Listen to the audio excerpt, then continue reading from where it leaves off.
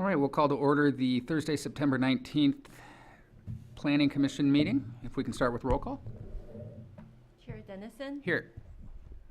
Vice Chair Simcock, Here. Commissioner Brennan, Here. Commissioner Moran, here, Commissioner Yu. Chair, you have quorum to proceed. Thank you. First up, I would look for a motion to approve the agenda as presented. Motion to approve the agenda as presented. Second. All those in favor? Aye. Aye. Motion carries unanimously. Next up is the approval of minutes from the September 5th, 2024 Planning Commission meeting. Does anybody have any proposed changes? Seeing none, I would solicit a motion to approve as presented. I'll make a motion to approve the minutes of September 5th meeting. Second. All those in favor? Aye. Motion carries unanimously. Next up is our City Council Liaison Report. Good evening, Commissioner Dennison and Planning Commission. We have nothing to report at this time. We are in the process of doing some of our readings of the previous work that we're going through for some of the different code changes. So that's about it on our side. Thank you. Great, thank you. Next up is community input. At this time, any person may address the Planning Commission concerning an item that is not on the agenda. The Commission welcomes your attendance and participation. When addressing the Commission, please begin by providing your name and address for the record. Please keep comments to no more than 3 minutes to assure an orderly and timely meeting.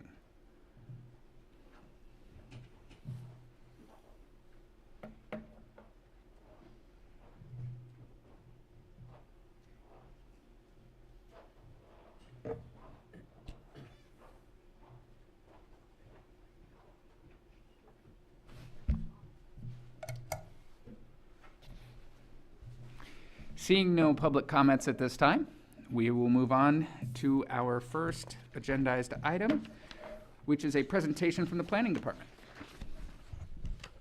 Chair, the Planning Commission will be receiving a presentation from staff. Planning staff has been working diligently since last year to implement the Acela online permitting platform, streamlining the permitting process and licensing process to improve efficiency and accessibility. It enhances our ability to manage licensing workflow effectively, and it will provide a better service to our community. Now we're excited to introduce a preview of Acela licensing platform. And now I'll turn it over to our Assistant Planner, Juan, to give you the presentation. Great, thank you. Thank you, Planning Manager Lynn. Good evening, Chair Dennison and Planning Commissioners. Tonight, staff has prepared a presentation for the new online permitting and licensing system that the city will be using, called Acela. The system will include 4 modules: licensing, building, planning, and public works, but tonight we'll specifically look at the licensing module. So this program is in response to the state mandate, Assembly Bill 2234, post-entitlement phase permits, which is a recent government code that addresses the permitting process by public agencies by establishing time limits for completing reviews and determining whether an application is complete or compliant. In efforts to streamline the process, the bill requires local agencies to electronically process post-entitlement permits with the following provisions. Number 1, develop an online comprehensive post-entitlement application. 2, provide online examples of complete sets of permit requirements for at least 5 different housing developments. Now staff has already completed the first 2 provisions and now are focusing on the last one. Create an online permitting system to allow applicants to apply, complete, and retrieve their post-entitlement permits online. Currently, staff is working with the consultant in completing all modules, but to ease the transition to this online platform, we are soft launching the program for the licensing module for the upcoming calendar year and the renewals. For those following online at home. Will you review what the post-entitlement phase is? Yes, so the post-entitlement phase would be after you receive your entitlement completion from the planning department and when you submit for plan check with your construction plans for building and safety review.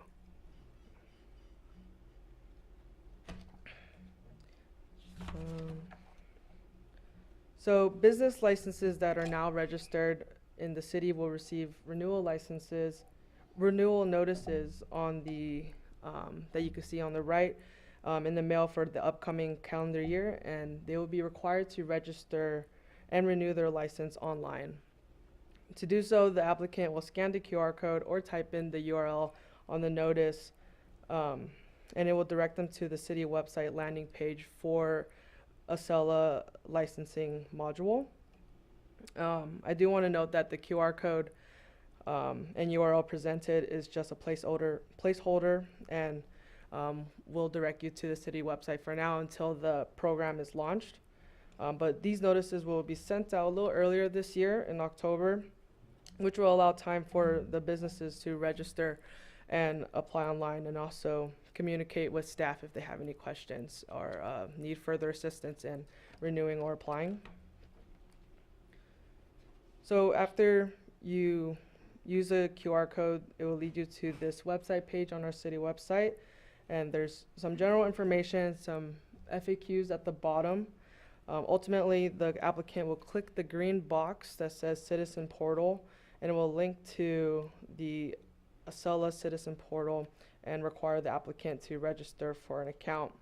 And there are different landing pages for the different modules. This one is specific for licensing.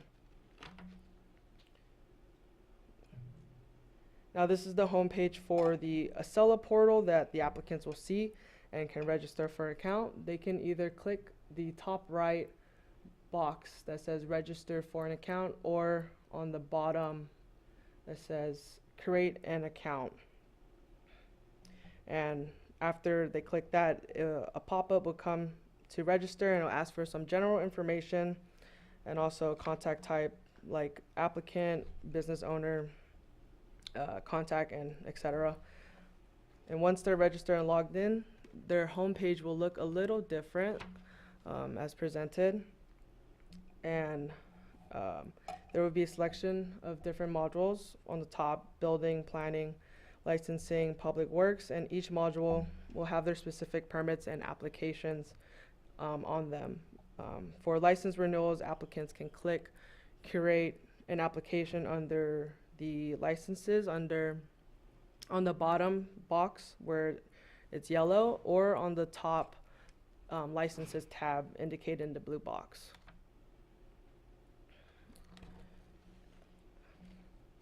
If they were to click the top tab indicated with the blue box, it will lead them to the specific module page for licensing, and this is where you can find also an existing record or application history. Similar to the homepage, you can also renew the license on the top, and both of those options will lead to the same license application.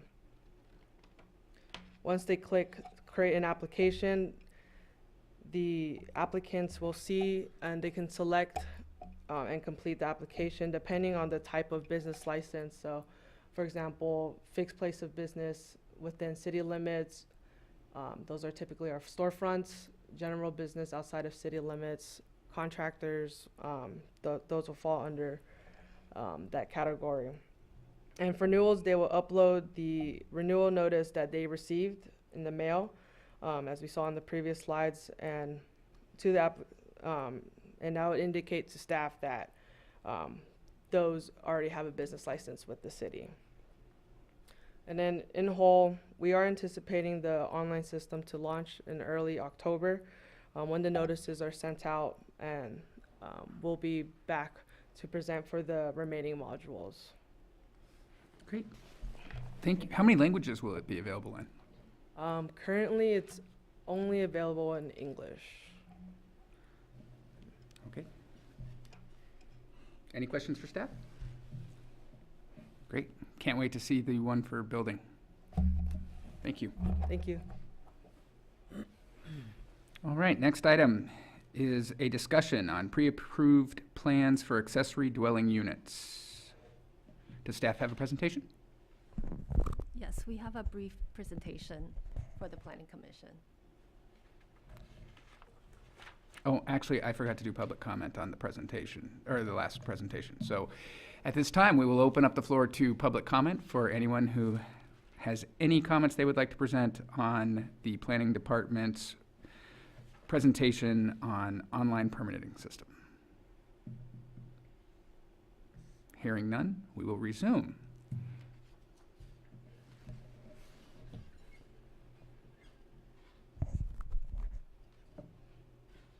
Thank you for bringing this topic back again to the Planning Commission. At our last meeting in June 6th, we had a productive discussion about the ADU plans provided by the San Gabriel Valley Council of Government, also known as SGV-COG. At that time, the commission directed staff to solicit feedback from local architects for pre-approved plans and recommended setting an 800 square feet perimeter for the pre-approved ADU. Since then, staff has conducted additional research and gathered information from architectural firms, and we are here today to present our findings along with the recommendation on how to proceed. As you know, Assembly Bill 1332 requires cities to offer pre-approved ADU plans by 2025 as a part of the statewide effort to streamline the ADU permitting process. This initiative aimed to reduce barriers for homeowners and promote the development of affordable housing. Our goal today is to present a plan that aligns with this mandate while supporting city's housing goal. So to meet the state requirement effectively, we have identified the smallest next 400 ADU project from the San Gabriel Valley COG Affordable Housing Incubator Program procurement process. During our research, feedback from local architects indicated that the most recent ADU projects are under 500 square feet. And to further understanding this trend, staff, commissioners, and council liaison visited a newly built 385 square feet ADU. This tour highlighted an importance of smaller footprint ADU as a key element in promoting affordability. Smaller ADU not only cost less to build, but they also opened up options for homeowners who want to downsize, generate rental income, or provide housing for family members or caretakers. This streamlined process will remove the barrier for homeowners by providing strong financial incentives, and the ADUs that's under 500 square feet are exempt from several fees, including the plan checks fee, school district fee, low impact design and grading reviews. Furthermore, public facility, also known as development impact fee, for ADUs have been waived by City Council, making ADU even more cost effective. By reducing these financial and regulatory barriers, we are encouraging homeowners to build more ADUs, and this will directly contribute to our city's affordable housing stock. And the reason why we choose next 400 plans is because of its diversity in architectural styles. The plan offers homeowners a choice of 4 architectural styles: mid-century, rustic, contemporary, and Spanish. Additionally, 3 different roof types: flat, gable, and shed roof.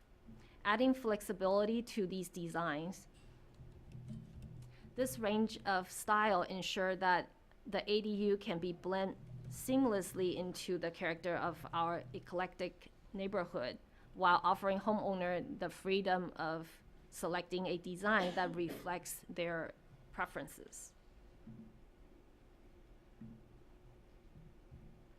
The pre-approved and vendor-owned plans means that once the city grant the plan check approval to these plans, the vendor will, the architectural firm will maintain those plans and ensure its compliance with the evolving building code standards. Homeowner will be able to contact the architect directly to purchase the plan and receive assistance with the site-specific designs. This reduces the administrative burden on the city while allowing homeowners to hire their own contractors, streamlining the path to construction. When we reach out to different firms, they confirm that this is the most common practice for a homeowner to obtain the plans, and from that, they work with their own preferred contractor to build the ADU. However, at this time, we do not have received any interest from local architects to create pre-approved ADU plans for the city. Another significant benefits of adopting the pre-approved plans is streamlining the permitting process, eliminating the time going back and forth during the plan check process. This is not only accelerate the path to construction, but also simplify the process for homeowner, reducing both time and the cost. We believe that this will encourage more residents to take a part in this ADU program. The smaller footprint ADU also plays a vital role in contributing to cities' low and very low income housing stock. As outlined in our housing element, many of you participated in the city's adoption of the 6th cycle of housing element, which prioritized the ADU production to address the shortage of housing unit for low and very low income residents. By streamlining the affordable housing option, we directly support the RHNA goals, and it could help us close the gap and demonstrate our commitment to provide affordable housing. Lastly, the state mandate pre-approved ADU program offers wide range of options to meet the diversity needs of our residents. The smaller footprint ADU is only one of the solutions for those who seek affordability and simplicity. Although the pre-approved ADU plan comply with all necessary building code, structural, fire, electrical, and mechanical codes, homeowner will still need to submit a site-specific plan that is specific to their property. This ensures that the ADU are tailored to individual needs while maintaining compliance with the safety measures and safety standards. In addition to the pre-approved plan, homeowners still have the option to custom build their ADU with a larger footprint if they prefer. Staff will continue to work with local architects and building officials and maybe public works department to further streamline the ADU program and explore other options in the future.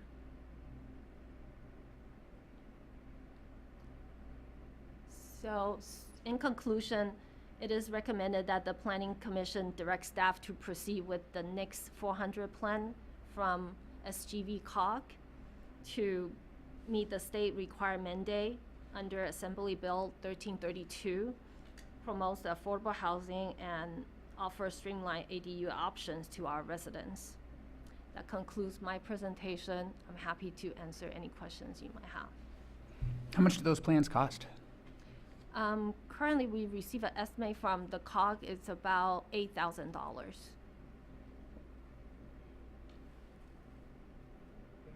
And did you compare that with other designs?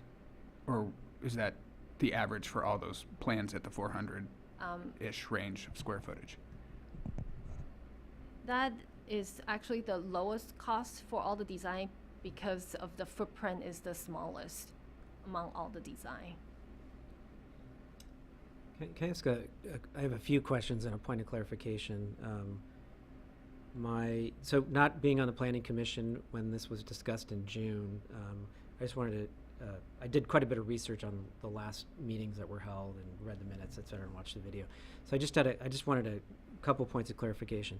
I believe you mentioned in the presentation today that the commission had given direction to staff to set the square footage at 800, but I don't believe that that's the case. I know that there was a very healthy debate on the pros and cons of different square footage formats, but I believe if I am interpreting what was said at the last meeting, I believe the understanding is when we get feedback through the RFP process, and the RFP process might help inform what setting a particular square footage limit to the program would be. Again, this is only one, my understanding, this is only one part of a solution of a broader program, right? And today, and I know we need to comply with AB 1322, but can we just clarify that point? Because I feel like, I want to just clarify for the record. I recollect the way that you recollect that I don't think we ever gave a formal guidance as to the square footage. I think that the RFP process became, my understanding is that the RFP process became not viable because there just wasn't interest from architects to submit and go through this process. So there was no formal RFP completed, but there was a soft outreach, I guess, to local architects. Is that correct? Commissioner But- Brennan, that's correct. Okay. Right. So understanding there wasn't enough interest to based on local architect input, there's a decision made, at least at this time, not to pursue that formal RFP. Right. Okay. But I just want to, the planning commission has not recommended a limit on the square footage, right? I don't think so, but was that what you said? I thought what you said was that maybe the San Gabriel Council had recommended a square footage. There was some mention in your presentation of 800 square feet, and I'm just trying to understand where that. There was a healthy conversation at the last meeting. I remember Correct, that well, yeah, and but in her presentation right now, she mentioned 800 square feet somewhere in there. And I'm just trying to come back to where that came from. Right, correct. Maybe it was misunderstanding. I thought that the commission wanted a larger square footage during that conversation. I think that there were many members that did want it. I think that the challenge was balancing and that was part of why the outreach was done, because we really had a great curiosity as to what the square footage was that was being requested by the market. And I think that was one of the answers that the department got back through their outreach, was that people aren't asking for these larger ones.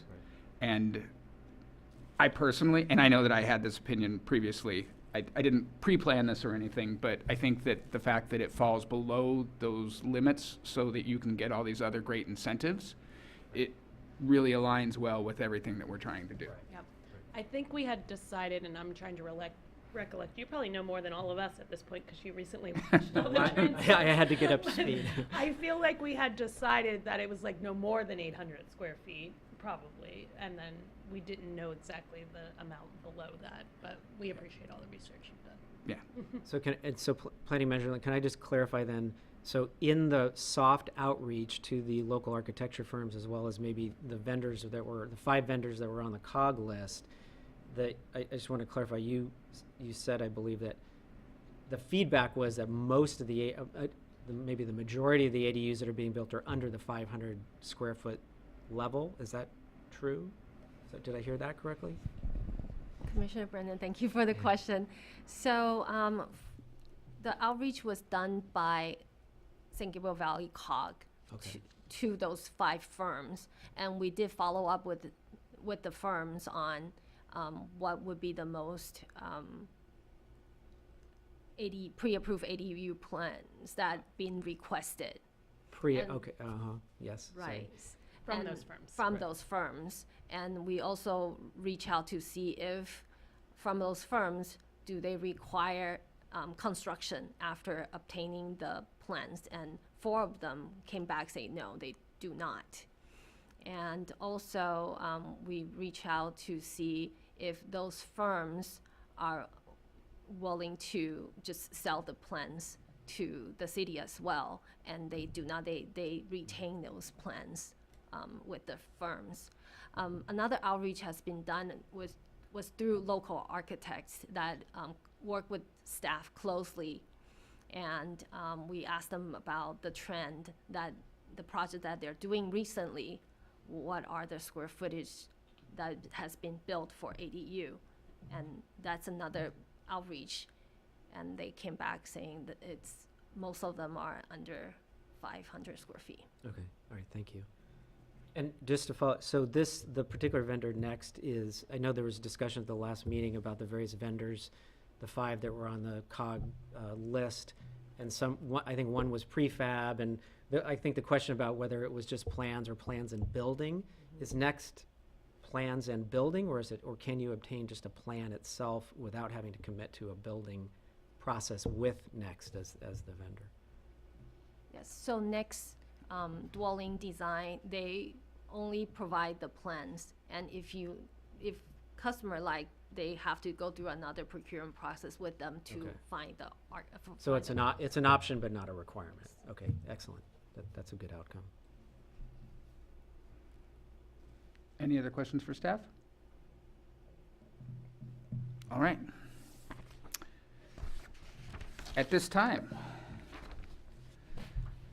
any person may address the Planning Commission on this particular agendized item. The commission welcomes your attendance and participation. When addressing the commission, please begin by providing your name and address for the record.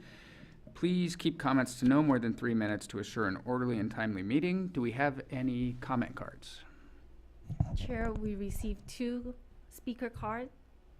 The first one is from Karen Moran. I actually just came to answer any questions as a local architect, so I don't really have anything, I mean, I do, but I'm gonna hold that. All right. I have lots to say. The next speaker card is from Bob Spears.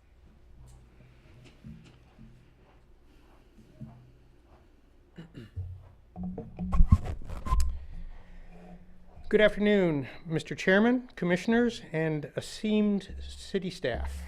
My name is Bob Spears and I reside on Grandview Avenue. I'm here tonight to encourage you to approve the ADU prototyping offered to you by the San Gabriel Valley COG. We are all concerned about California's epidemic of homelessness.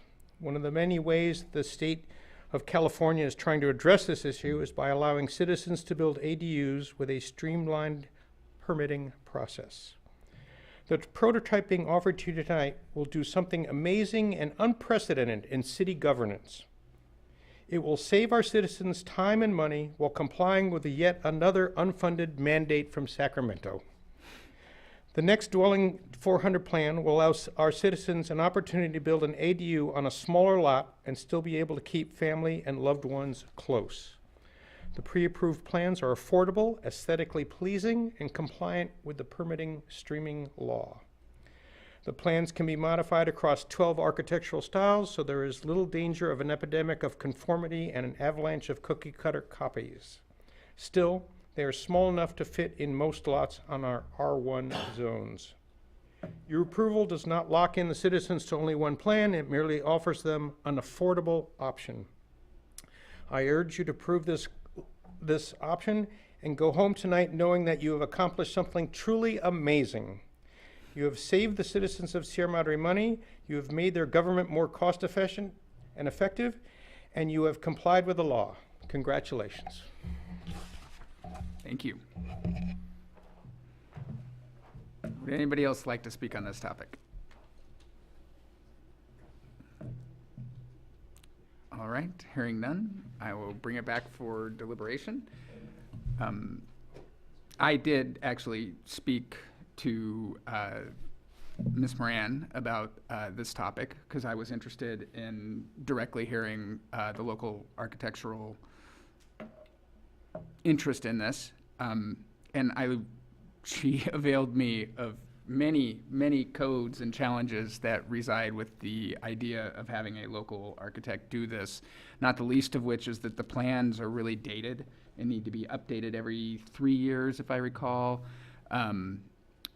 The liability that resides with producing them, that it's their livelihood to take these plans that they've worked on and then tweak a little and reuse rather than just get a one-time fee for it, even if it's a greater fee. And so it was great to come out of that other side of it with a better understanding as to the challenges of this program and what the good things that were presented from the COG on this. But I did want to give that ex parte contact information. So anybody want to start off? I'll start. Yeah, no, I do like, one of my concerns last time was being, making sure that our local architects had at least the offer or the choice. If it's something that doesn't sound appealing, then I think that's great. That's fine. That makes sense to me. So honestly, this was the style I liked best the last time from this company, because you have the different roof styles and you can make the one place look different. It's got a lot of flexibility to it. I do think the 400 square foot is good. If we're going to approve one, that's probably the great idea, because we're going to approve something smaller. Again, if somebody wants to build something larger, it doesn't take that out. They can still even go to the same company. They have a couple larger ones if it's something they're looking at doing, and they're going to spend extra money doing that anyway. So I think this is a great one to accept. I think last time I was one of the advocates for a bigger one. I think I'm convinced by all the evidence about the smaller, so I'll mention that. I think ideally there would be some way to like save the folks that $8,000 that they also have to pay to this company, but it also makes a lot of sense from the architectural point of view that, you know, a plan like that would be much more expensive, and then it obviously, for that expense that the city spent, presumably, because it's an unfunded mandate, as it were, you would have to, you know, presumably respend it every however many years to comply with code. So I don't really think that the financials are there unless, you know, the state decides to give us and all the other cities money to do something like that. So overall, I think that this makes a lot of sense. I think knowing that we have to comply with AB 1322 first and foremost by January 1st of 2025, if I'm correct. So we need to have something in place for the program. This provides us, I think, a very good option, while not limiting us to other things in the future. We still have the ability, someone who wants to build an ADU for a larger square footage still can go through the regular process. But I think if I understood 1322 correctly, I think the impetus, we talked a little bit about permitting fees, but I think the real impetus is, as I understood, the driver behind 1322 originally was kind of removing some of the other barriers, because I think when a homeowner is trying to think about building an ADU, first and foremost, it can become overwhelming, right? I have to find an architect. I have to find a good architect. I have to find one that I think is going to work with me. There's cost considerations, et cetera, before I even get into the build cost considerations, right? Just to kind of lay the foundation for considering an ADU. I also read in one of the research papers that was put out by the state of California that the average person building an ADU in the state of California is, on whole, wealthier than they're above average, I guess I would say, in terms of home wealth. So the idea here with 1322 is let's make it more advantageous or more accessible for people who aren't necessarily on the wealthier scale of homeownership to find a solution to build an ADU that works for them, right? So to basically bring the cost, the barriers down. And I think that's really what 1322 is driving at. And so we've got that as a solution here. I commend staff for, in looking, not having been on the Planning Commission before, this visually seems to be the most attractive. You've got different, looks of the building while still keeping it conform to a standard. And so I think you can pick and choose with the style that you want. Given we're in a very eclectic city village of Sierra Madre, I think that works for us. So I think it's a good solution to comply, but yet also provide as much optionality as we can around the program. And if people want to do more outside of this particular program to comply with 1322, they have that option. So I think it's a good step, and thank you to the staff for doing the outreach and selection. One of my questions for staff is, there a plan to say this,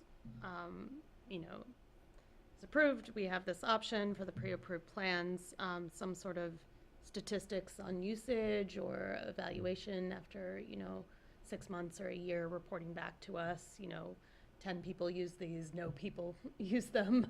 We got these as comments or whatever, because I could imagine there might be some iteration we could do. If we say no one's used this, we should do something different perhaps. If a lot of people have, maybe we want to offer the 800 or offer something else. The question was like, I think we can agendize anything we want, so periodically we could ask for an update on that. Yeah, because I think all we're doing is giving them the guidance as to which one we want, but I think that's a great something that we could agendize on a regular basis. Yeah, Chair Dennison, we do anticipate to collect statistics. We are also working on a ADU survey, so we would know more about it at a later time, see if this program is successful or not. Well, and once it's approved, probably making sure that there's a campaign to get that knowledge out, so that there's probably lots of great grants and funding and programs out there that nobody takes advantage because they have no idea they're there. So if we're going to this effort, we should make sure that people are aware of it. We'll do that, thank you. Yeah. I also would like to commend staff for putting together, doing the research based off all those questions we had and being able to come back with a nice, clear and concise option. So thank you very much for that. I think this looks great, and this is a slam dunk. So with that, I will look for a motion do we need a motion for this, or do we just, just a discussion? All right. Yeah, just a discussion item. I think our guidance is clear. We like it. correct. All right, thank you. Planning Commission reports. All right. Planning and Community Preservation Department reports.